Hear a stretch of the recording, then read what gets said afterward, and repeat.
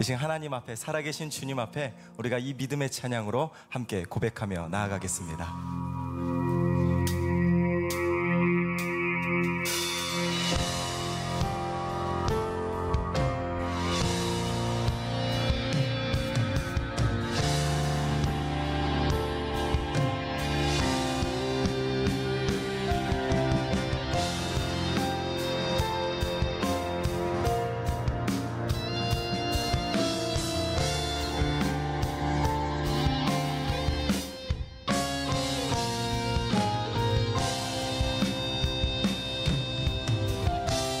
세상은 들리고 세상은 들리고 사람들은 변하여도 나는 주를 섬기리. 주님의 사랑은 영원히 변하지 않네.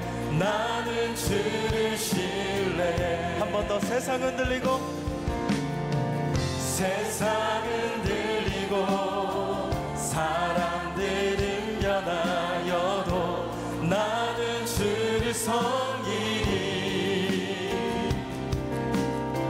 주님의 사랑은 영원히 변하지 않네. 나는 주를 신뢰해. 오직 믿음으로, 오직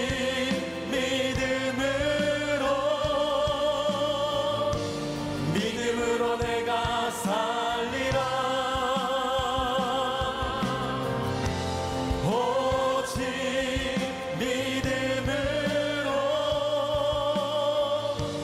믿음으로 내가 살리라. 고백합니다. 믿음은 들리고 믿음은 들리고 사람들 주를 떠나도 나는 주를 섬기리. 주님의 나라는 영원히 쇠하지 않네. 나는 주를 한 번 더 선포합니다. 믿음은 들리고 믿음은 들리고 사람들 주를 떠나도 나는 주를 섬기리. 주님의 나라는 영원히 쇠하지 않네. 나는 주를 신뢰해. 오직 믿음으로, 오직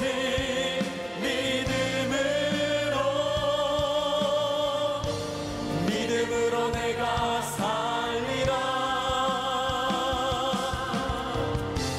오직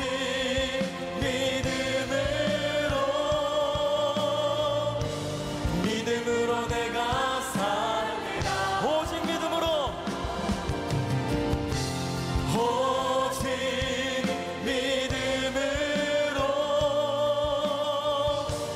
믿음으로 내가 살리라. 오직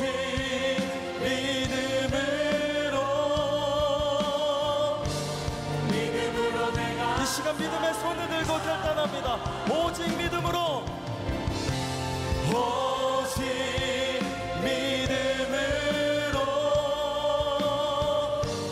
믿음으로 내가 살리라.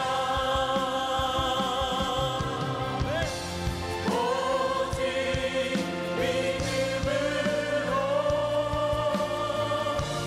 믿음으로 내가 살리라. 마지막으로 오직 의인은, 오직 의인은 믿음으로 말미암아 살리라. 오직 의인은 우리를 향한 하나님의 사랑을, 그 생각을 찬양합니다. 그의 생각 셀 수 없고 그의 자비 무가며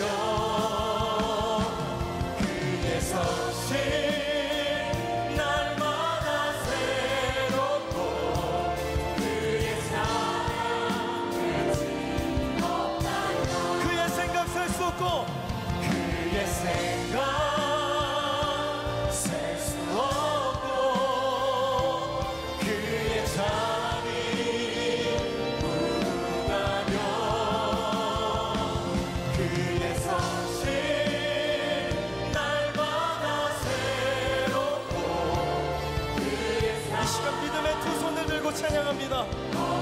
그의 생각 셀 수 없고 그의 생각 셀 수 없고 그의 잠이 무궁하며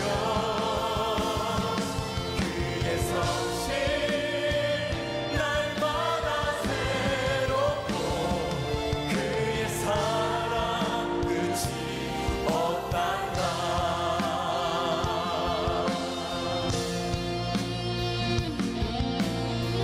반드시 우리를 놀라운 삶으로 인도하신 하나님을 찬양합니다. 이 시간 그 영광의 주님께 큰 박수로 모든 영광 올려드립니다.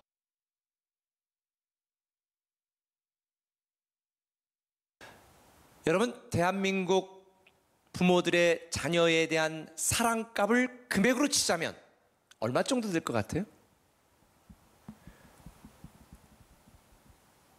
대한민국 부모들이 자녀들에 대한 사랑값을 계산을 했더니 32조 9천억 원 정도 된대. 약 33조 정도 된다네요.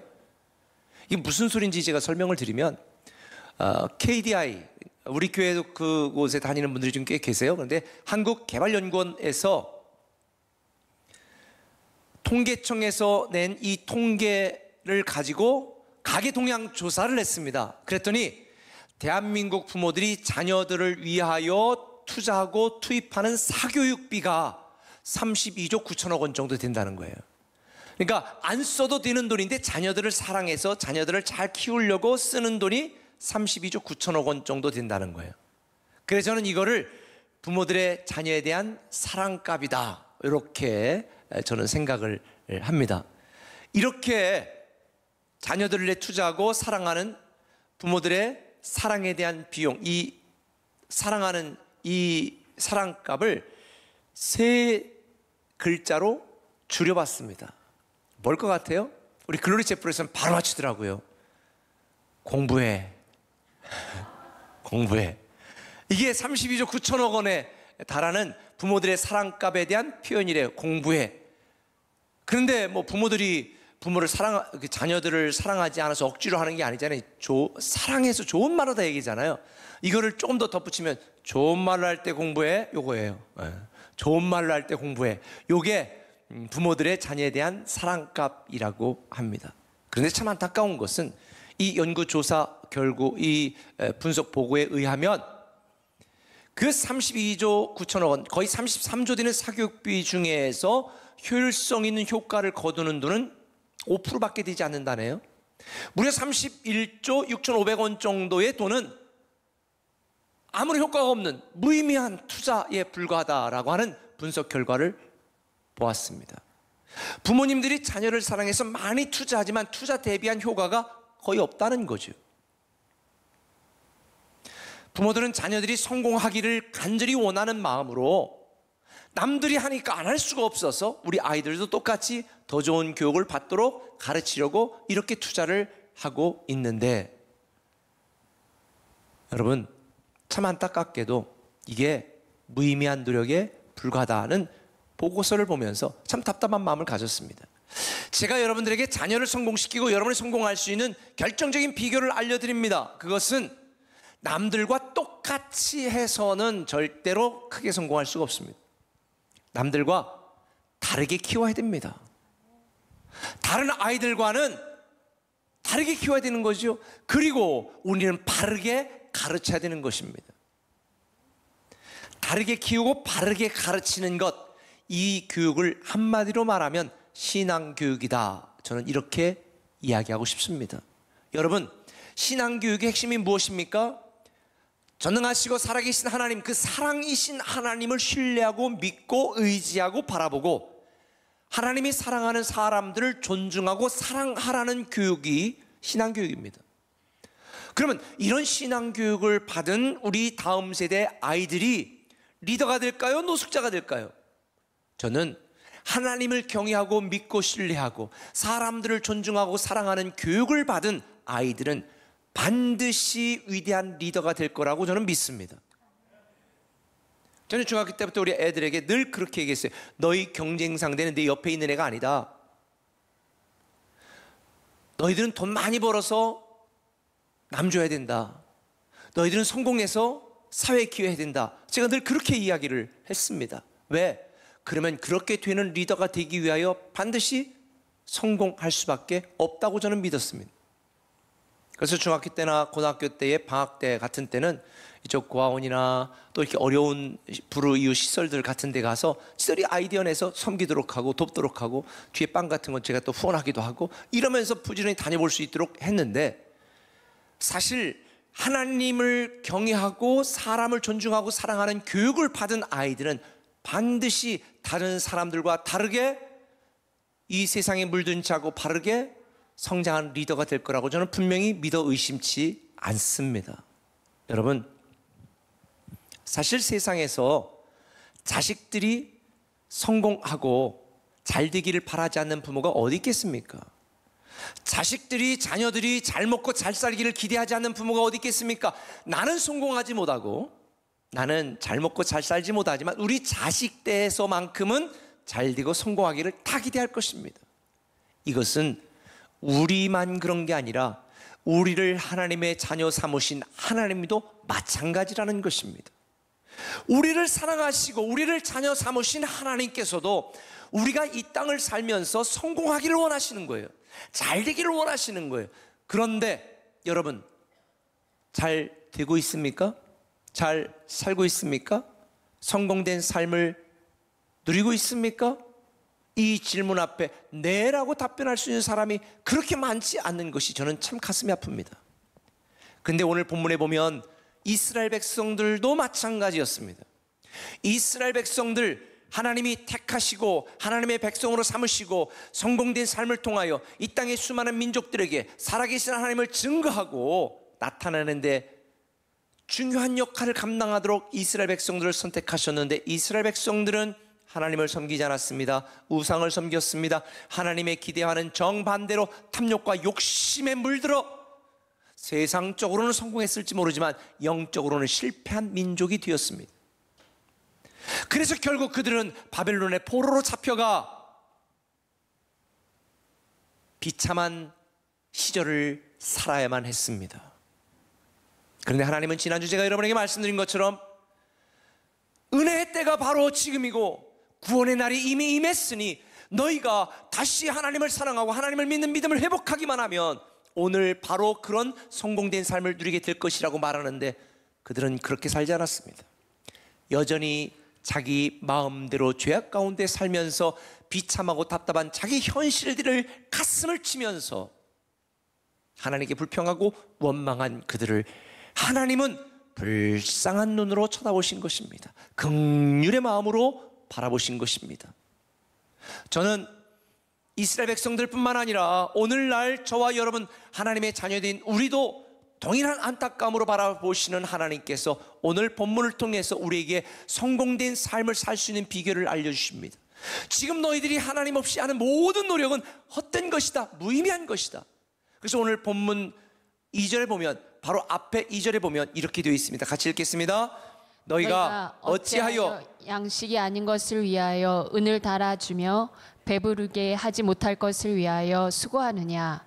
내게 듣고 들을지어다. 그리하면 너희가 좋은 것을 먹을 것이며 너희 자신들이 기름진 것으로 즐거움을 얻으리라. 하나님은 우리에 대한 생각이 너희들이 좋은 것을 먹고 기름진 것으로 즐거움을 얻는 성공된 삶을 계획하시고 기대하셨는데, 이스라엘 백성들은 하나님 외에 딴 방법으로 노력하는 이 삶을 주님은 너희들 헛수고하고 있다, 잘못하고 있다, 어리석은 삶을 살고 있다라고 말하는 것입니다. 대체 왜 그럴까요?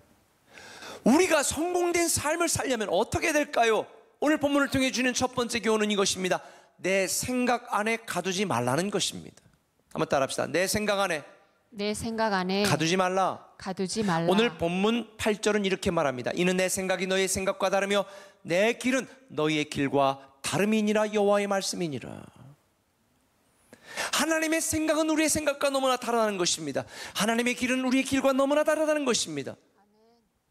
하나님은 우리가 하나님 안에서 성공된 삶을 살아가기를 원하고 있는데, 우리는 우리 생각 안에 하나님을 가둬놓습니다. 우리의 지식, 우리의 경험 안에 하나님의 능력, 하나님의 계획을 가둬놓습니다. 하나님이 꼼짝 못하게 만듭니다. 여러분, 우리의 생각은 얼마나 악한지 아시죠?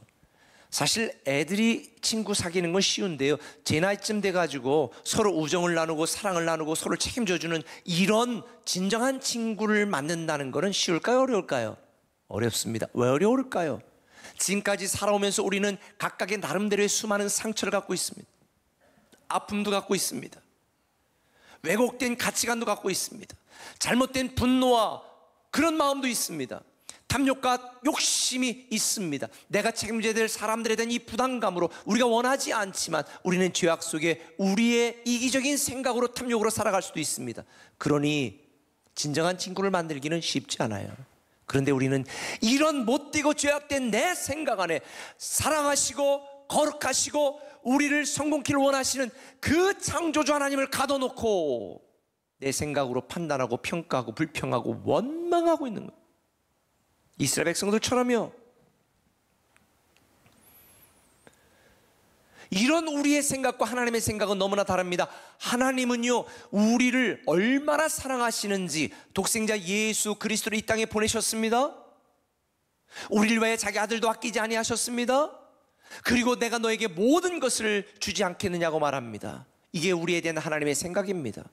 우리에 대한 하나님의 생각은 예레미야 29장 11절에 정확하게 나와 있습니다.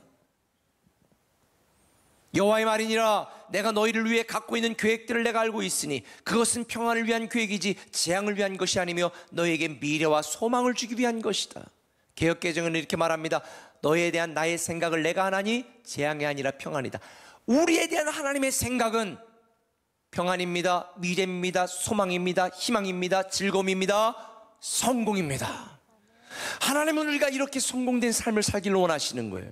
그런데 여기에서 제가 성공이라고 말하니까 혹시 여러분들 중에 거룩하신 분들은 저 목사가 자꾸 저렇게 세속적으로 자꾸 인본주의적으로 성공에 대한 이야기를 하나? 이렇게 말할 수도 있습니다. 그런데 제가 사용하는 성공이라는 단어는 여러분이 생각하는 성공이라는 단어와 다릅니다. 성공이라는 단어의 사전적인 정의는 목적하는 바를 이룸이라는 뜻입니다. 목적하는 바를 이룸. 세상의 많은 사람들은 성공이라는 것을 내가 목적하는 바를 이룸, 이걸 성공이라고 생각합니다. 제가 지금 여러분들에게 성공이라고 하는 단어는 하나님이 목적하는 바를 이룸, 이게 제가 생각하는 성공입니다. 하나님이 목적하는 바를 이루는 것이 진정한 성공이지 내가 목적하는 바를 이루는 것이 진정한 성공이 아닙니다. 내가 하고 싶은 걸 할 수 있는 게 성공이 아니라 하나님이 하라는 것을 하는 것이 성공입니다. 내가 의도하고 목적하는 바를 이루는 것이 성공이 아니라 하나님의 계획과 뜻을 이루는 것이 성공입니다. 이런 의미에서 우리가 하나님 안에 성공된 삶을 살려면 내 생각 안에 하나님을 가두지 말아야 되는 것입니다. 우리의 미래도, 우리의 운명도, 우리의 자녀들도 내 생각 안에 가두면 안 됩니다. 비록 내 생각과 달라도 하나님의 생각을 수용해야 됩니다. 내 생각을 내려놓고 내 주장을 내려놓고 하나님의 뜻과 계획을 받아들이는 것이 진정한 성공된 삶의 비결입니다. 사실 우리가 신앙생활을 하다 보면 갈등할 때가 참 많아요. 여러분 갈등할 때 없어요? 여러분, 우리의 성공을 가로막는 방해물이 사실 외부에 있을까요? 아니에요. 정말 치명적인 우리 인생의 방해물은요, 우리 내부에 있어요. 내 생각이에요. 내 경험이에요. 제가 여러분에게 말씀드린 것처럼 미래 성공의 가장 큰 적은 과거의 성공입니다. 내 생각 안에 하나님을 가둬서는 절대로 하나님 안에서의 성공된 삶을 누릴 수가 없습니다. 내 생각 안에 하나님을 가두지 마세요. 자녀 교육도 마찬가지예요. 자녀를 내 지식, 내 판단, 내 생각 안에 가두면 자녀는 절대로 위대한 리더가 될 수 없습니다. 예를 들어서 제가 지금 핸드폰을 갖고 있는데 지금 이 핸드폰 기종을 가지고 앞으로 10년 뒤에 핸드폰 시장을 석권할 수 있습니까? 말도 안 되는 소리지. 그때 고물상이라고 하면 찾을 수 있을 텐데. 여러분의 10년 뒤에 어떻게 변할 줄 알아요? 제가 지금 4차 산업혁명에 대한 책들을 보고 지금 연구를 좀 하고 있는데 우리는 내일도 몰라요. 그런데 지금까지 여러분들이 20세기에 배웠던 이 지식과 판단과 경험을 가지고 여러분의 자녀의 미래를 이렇게 해라 저렇게 해라 지시하고 강조하고 얘기하는 것은 자녀 미래를 망치는 거예요. 저는 우리 아이들에게도 하나님을 경외하고 사람을 존중하고 사랑하는 이런 신앙 교육만 강조합니다.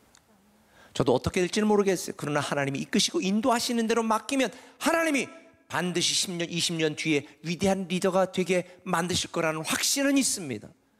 저는 여러분들도 여러분의 자녀를 그렇게 키우시기를 예수님의 이름으로 축원합니다. 우리 교회에서 지금 강조하는 것처럼 RT, QT, 밤마다 아이들과 함께 QT를 하면서 RT를 하면서 하나님은 이런 분이란다, 하나님이 이렇게 너를 사랑한단다, 너는 돈 벌어 남 주고 성공의 사회에 기여해야 된다, 이렇게 아이들 인성교육, 인격교육, 신앙교육을 시켜서 아이들이 내가 왜 공부해야 되는지를 깨닫게 되어지면 공부하지 말라고 해도 공부하게 되어 있고, 사람을 사랑하지 말라고 해도 사람을 귀하게 여기는 위대한 리더가 될 수 있습니다.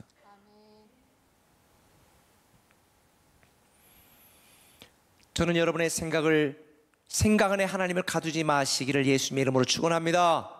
한 걸음 더 나가서 내 수준에서 머물지 말라는 것입니다. 오늘 본문 9절은 이렇게 말합니다. 이는 하늘이 땅보다 높음 같이 내 길은 너희의 길보다 높으며 내 생각은 너희의 생각보다 높음이니라. 이 9절 말씀을 한자 사자성어로 표현하면 천양지차, 하늘과 땅처럼 차이가 난다는 얘기입니다. 하나님은 피조물이십니다. 창조주십니다. 우리는 피조물입니다.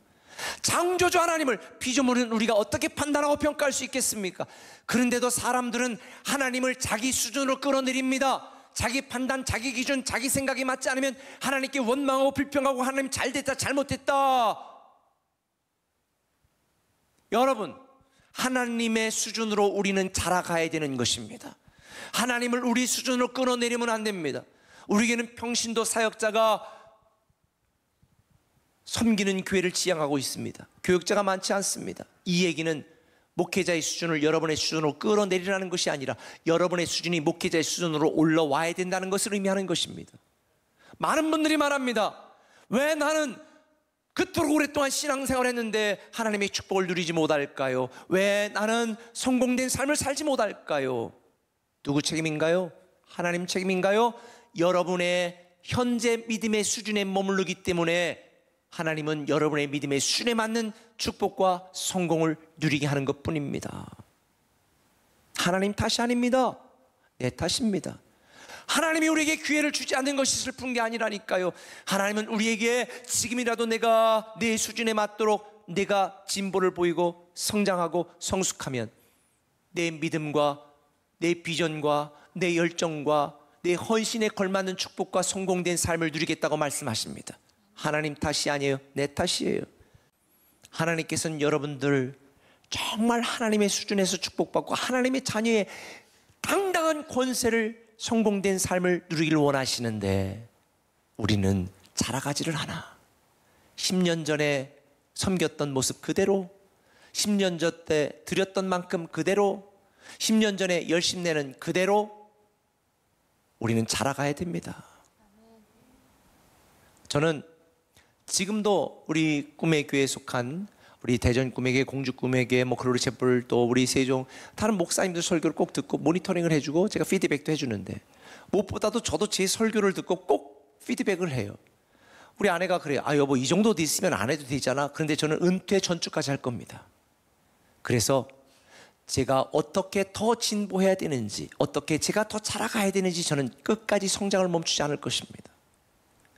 하나님은 저와 여러분에게 위대한 가능성을 주셨고 하나님의 수준의 축복과 성공을 누리도록 계획하셨는데 우리는 게으르고 완악해서 내 수준에 머무르고 더 이상 진보하고 자랄 생각이 없는 거예요. 저는 똑똑하고 머리 좋은 사람 별로 좋아하지 않습니다. 노력을 안 해. 저는 머리가 나빠요. 그래서 저는 최선을 다해 노력합니다.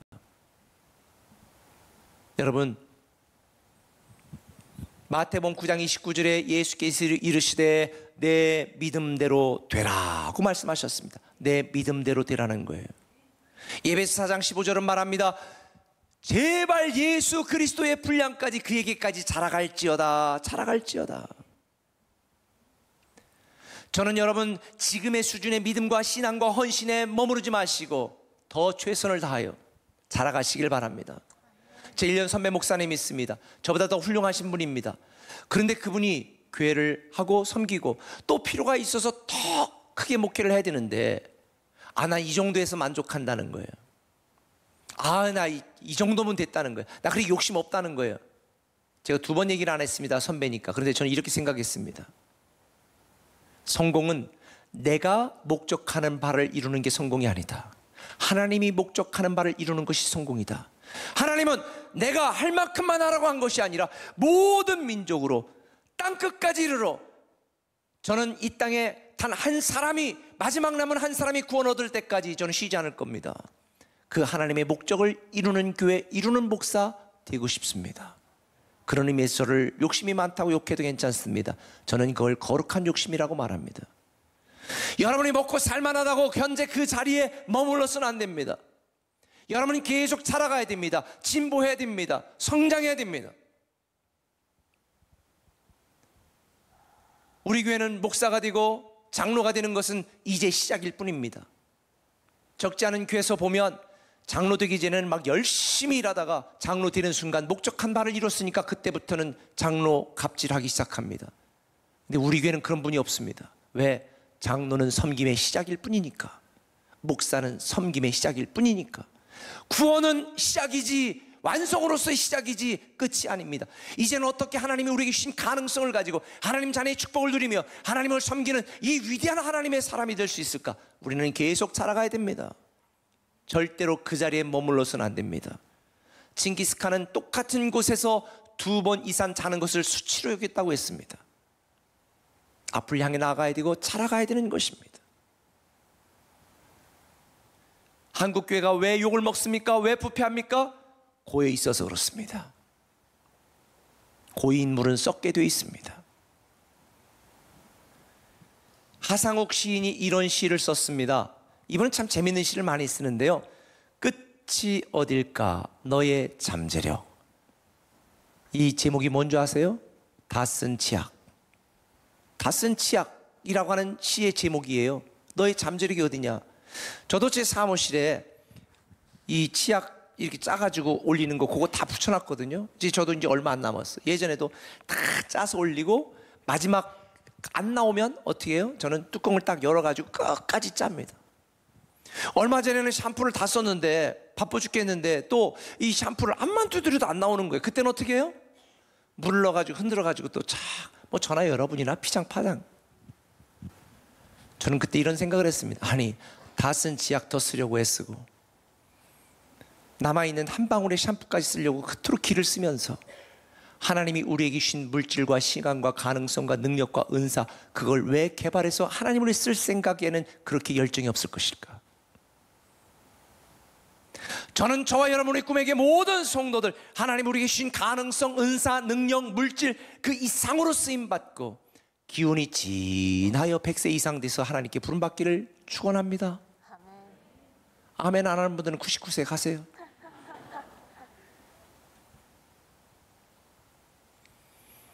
우리는 우리 수준에서 머물면 안 됩니다.